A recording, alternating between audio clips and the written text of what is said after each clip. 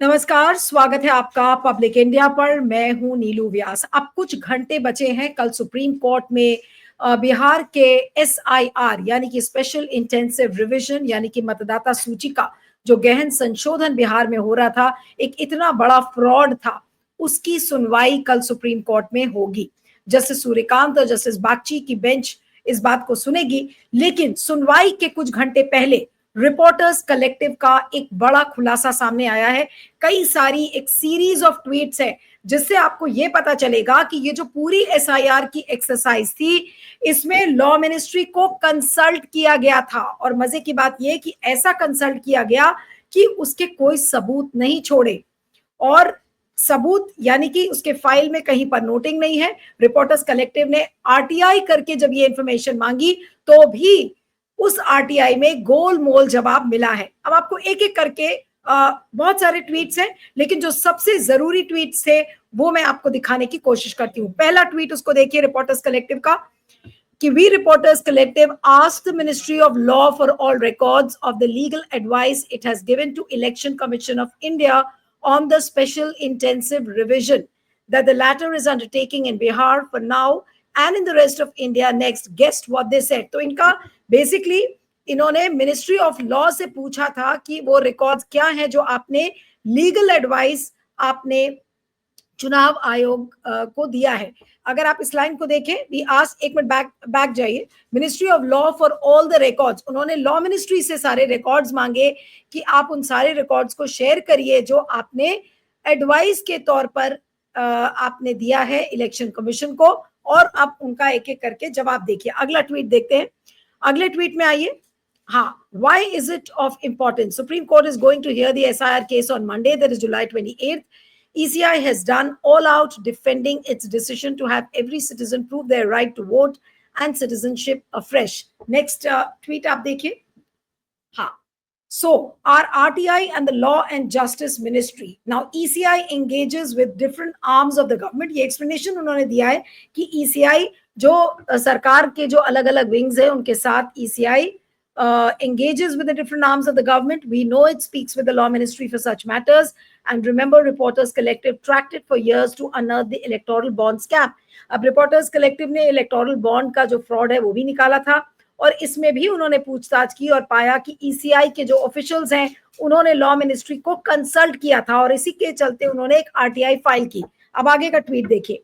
आगे का ट्वीट देखिए, before announcing the unprecedented SIR in Bihar, ECI would consult with the law ministry. We figured, यानी कि उनको ये पता चला कि लॉ मिनिस्ट्री को ECI ने कंसल्ट किया था चुनाव आयोग ने।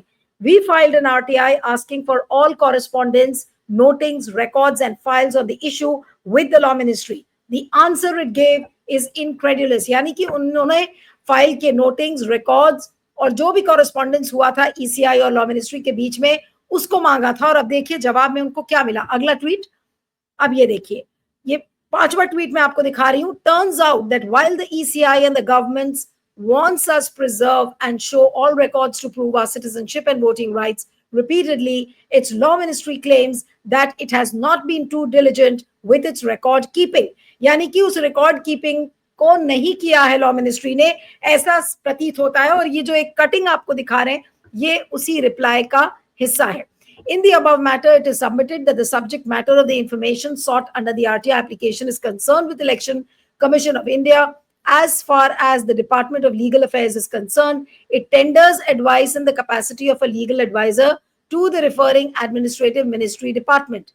The advice, if any, is recorded on the original file referred to it by the administrative referring ministry department, and thereafter the complete file is returned to the ministry department concerned.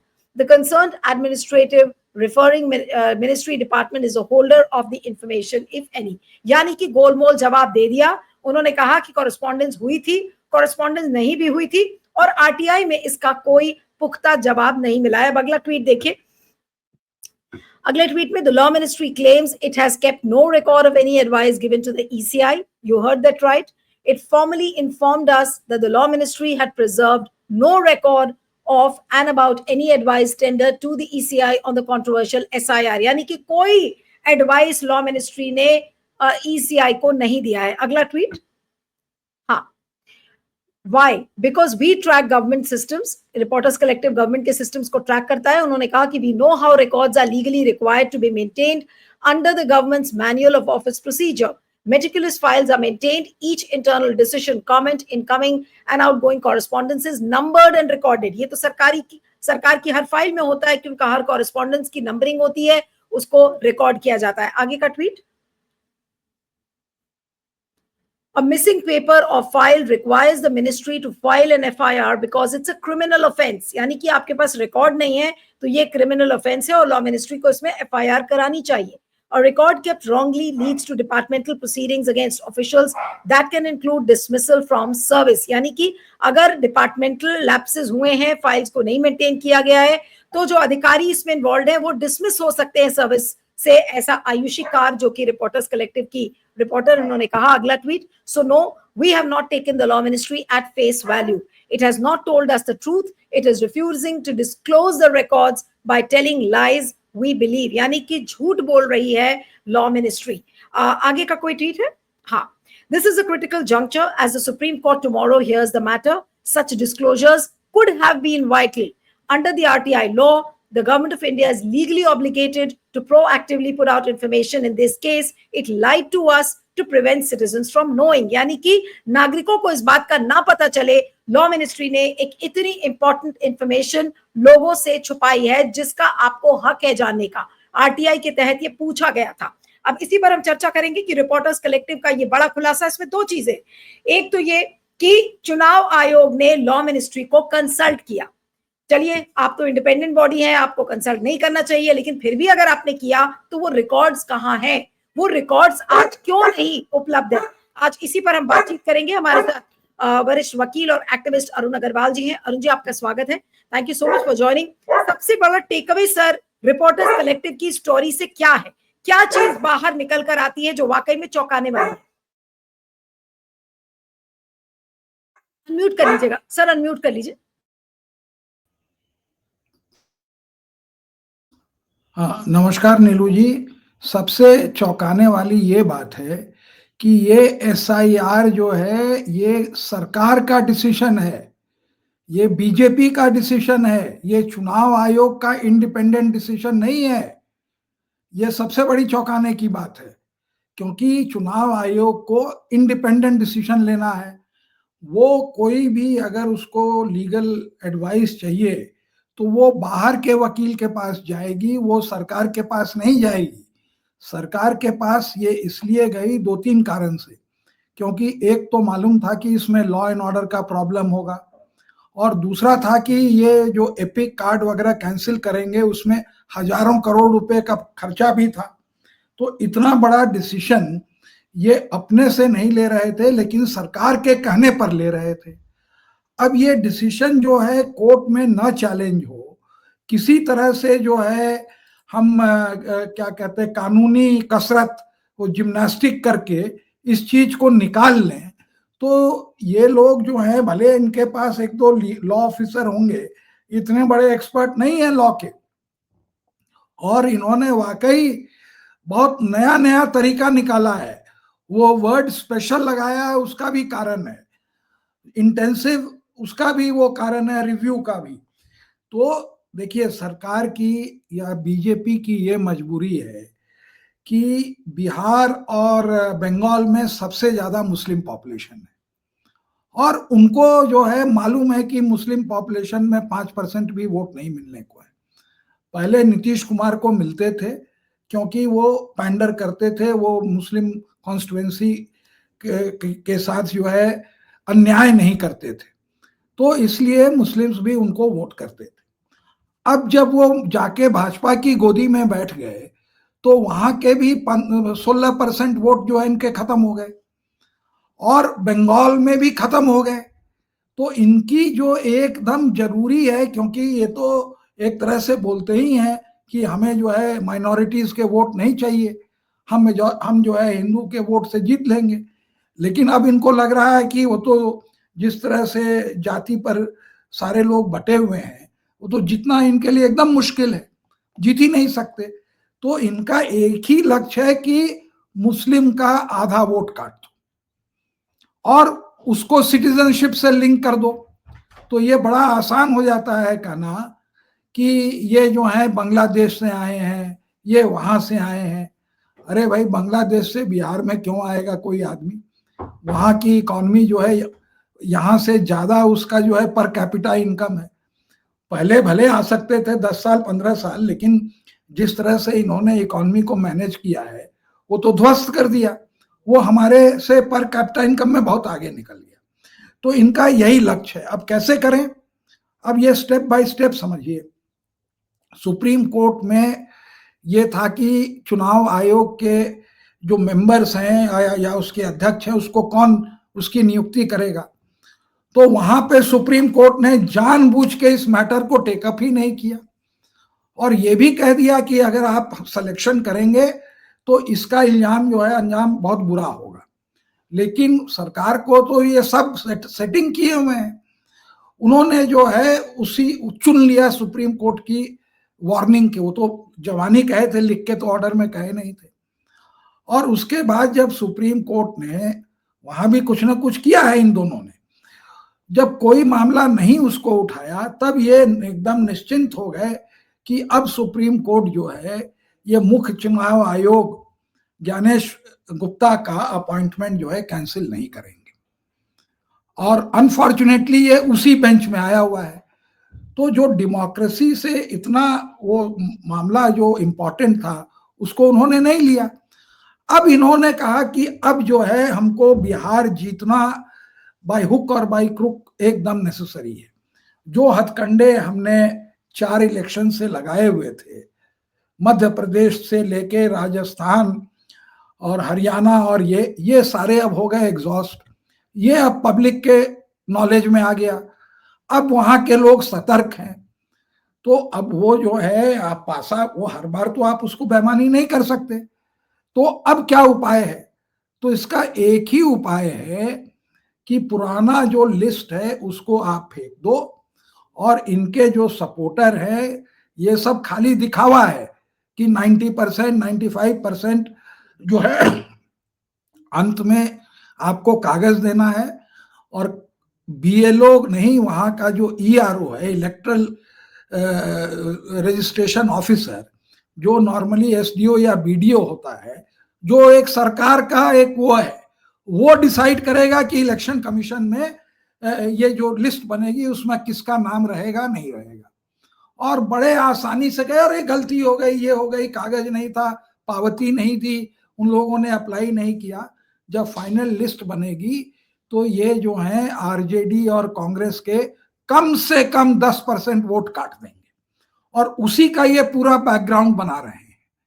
और ये जो है कोई नहीं पूछ रहा है कि यही जो सरकार के जो ऑफिशियल थे, जो चुनाव आयोग के डेपुटेशन में रह रहे हैं, इन्होंने जब ये पूरी लिस्ट अपडेट करी तो उस समय जो है इन लोगों ने इन जो अभी नाम काटे हैं उनका नाम क्यों नहीं काटा? सबको को एक शो कॉज नोटिस देनी चाहिए कि इतने मरे हुए थे तो तुम क्या कर रहे थे 6 महीने पहले, तुम किस बात का वहां नौकरी कर रहे हो? तो तुम फर्जीवाड़े में लगे हो, चुनाव आयोग फर्जीवाड़े में लगा हुआ है। और अब इनको जो एक संरक्षण चाहिए वो कोर्ट का चाहिए। तो वो कोर्ट का संरक्षण जो है लॉ मिनिस्ट्री से मिलना है, क्योंकि वही लॉ मिनिस्ट्री जजों को अपॉइंट करती है।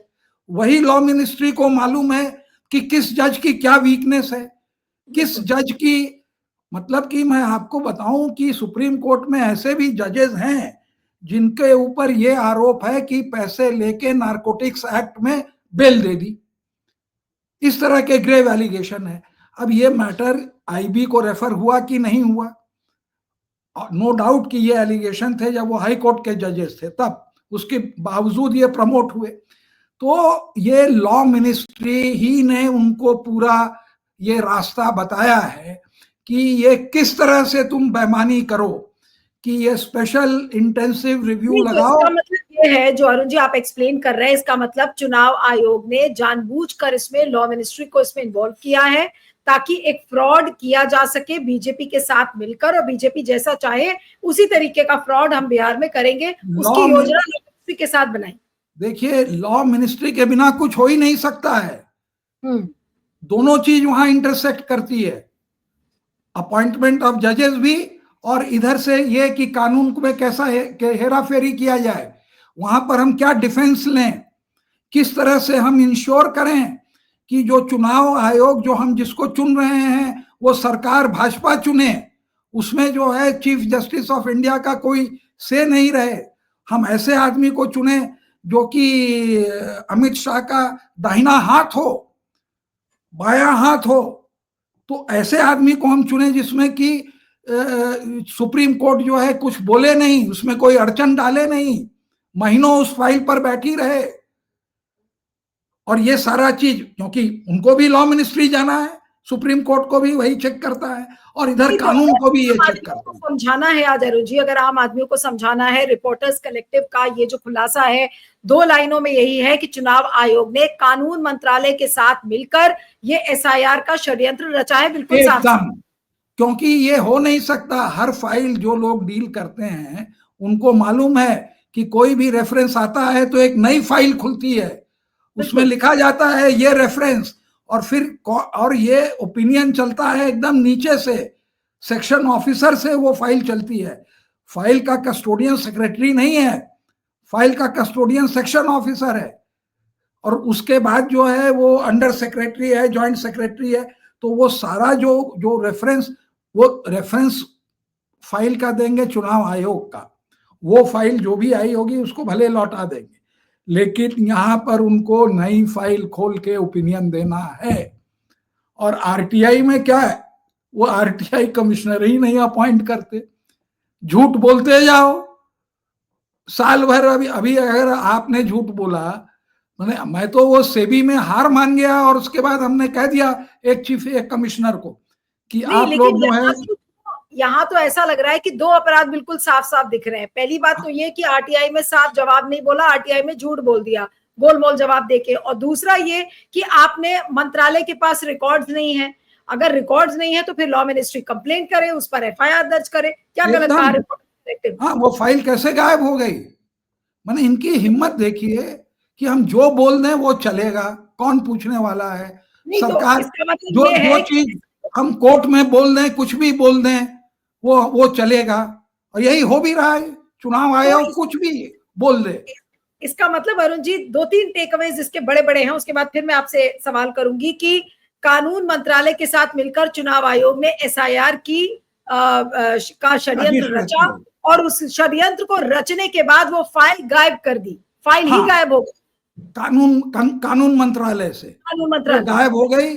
क्योंकि उनको ये अगर ये बताते कि हमसे वो एडवाइस लेके एसआईआर लगाया है, और चूंकि अपॉइंटमेंट इन्होंने खुद किया है ये गुप्ता का, तो उससे ये पकड़ा जाते कि ये चारों तरफ से जो है ये पूरी साजिश है भाजपा की, और सब कोई इसमें मिले हुए हैं। ये बहुत बड़ा, मतलब कि छोटा नहीं है, क्योंकि इसमें भाई उनको कैसे मालूम? अगर न्यूट्रल इलेक्शन कमीशन, अगर न्यूट्रल कमीशन इलेक्शन कमीशन होता, या पहले का जो होता था, वो क्या अगर इस तरह की कोई एक्सरसाइज होती तो वो क्या कानून मंत्रालय को कंसल्ट करता, या कभी नहीं करता? नहीं, बेईमानी करने के लिए कंसल्ट किया है। ओके। हाँ, आज लॉ एंड ऑर्डर बंद होता है तो उसको कौन संभालेगा? वहां मिनिस्टर पूछेगा ना कि तुम ये क्या बेवकूफी का काम किए कि भारत बंद हो जाएगा एक दिन। अरे एक दिन भारत की जीडीपी का इनको मालूम है? अभी तो बिहार बंद हुआ है, आप देखिए, अगर ये नहीं मानेंगे तो पूरा भारत बंद होगा। साउथ वाले तो कह ही रहे हैं, और इनका एक ही मकसद है, disenfranchise the Muslims and the minority. ये कान खोल के सुन लें।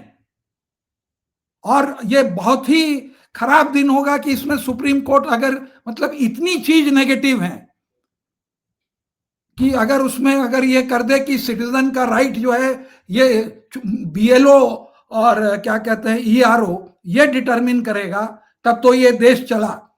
वो सारे के सारे आप चले जाइए बिहार जैसे जगह में, आपको मैं मजाक नहीं करता हूं, 1 या 2% आपको ईमानदार एसडीओ और ये मिलेगा। इस तरह का वहां ऊपर से नीचे करप्शन फैला हुआ है। आप किसी को भी खरीद के जिसका इंक्लूड करवा लीजिए। और जब आप देख रहे हैं कि करोड़ों करोड़ों रुपए खर्च हो रहे हैं इलेक्शन में, तो फर्जीवाड़ा करने में क्यों नहीं लोग वहां से चालू होंगे? 50,000 लाख वोट इधर कर दिए तो, और सारे पैसे हैं इनके पास, पैसा भी है, सत्ता भी है, सब कुछ है, और ये राइट जो है इतने एक छोटे अफसर को आप दे रहे हैं टू डिटरमिन दिस थिंग, पहले आपने क्यों नहीं दिया? मुझे तो ये नहीं समझ में आ रहा है कि अब एसआईआर में बचा क्या है। एसआईआर पूरा एक फ्रॉड है। अजीत अंजुम ने और बाकी रिपोर्टर्स ने ग्राउंड पर साबित कर दिया, लीगली और टेक्निकली क्या गड़बड़ हुई है ये खुद यहाँ पर रिपोर्टर्स कलेक्टिव ने साबित कर दिया।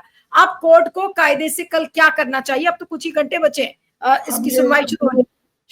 ये देखिए, अगर नॉर्मल समय रहता, पहले का कोर्ट रहता 10 साल 15 साल का, तो लोग कहते हैं कि ये ओपन एंड शट केस है, ये बेईमानी का केस है।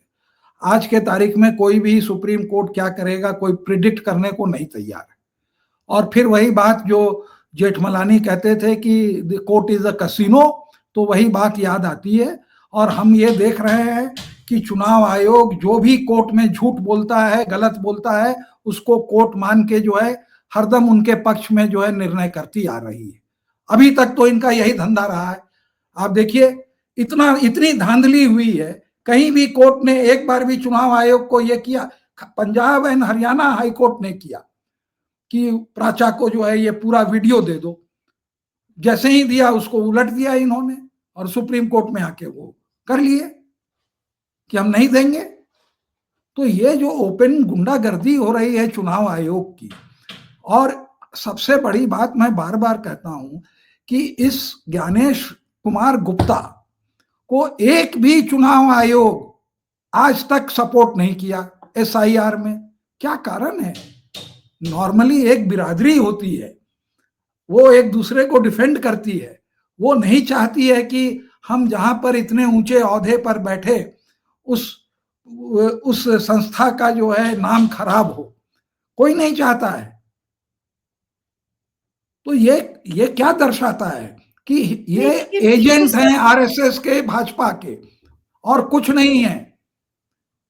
अमित शाह के तो हैं ही, और उन्हीं के इशारे पर कर रहे हैं, क्योंकि इनको मुस्लिम वोट्स हटाना है, और जो दलित वोट हैं, जो कमजोर तबके के वोट हैं, उन सबको हटाना है, जिससे कि ये चुनाव अपने पॉकेट में डाल सके। They only know how to win election by hook और बाय क्रुक, और इनको कुछ नहीं आता। सर, सबसे बड़ा टेक अवे ये रिपोर्टर्स कलेक्टिव के खुलासे का क्या है, और जिस पर वाकई में कोर्ट को कल ध्यान देना जरूरी होना चाहिए? ये एक कड़ी में एक और उन्होंने अच्छा वो डाल दिया, जो एक होता है unbroken link of the chain, उस चेन में ये इन्होंने ये प्रूफ कर दिया, ये पूछ के कि ये लॉ मिनिस्ट्री के साथ मिलके ये एसआईआर डिसाइड किया गया है, ये उसने प्रूफ कर दिया।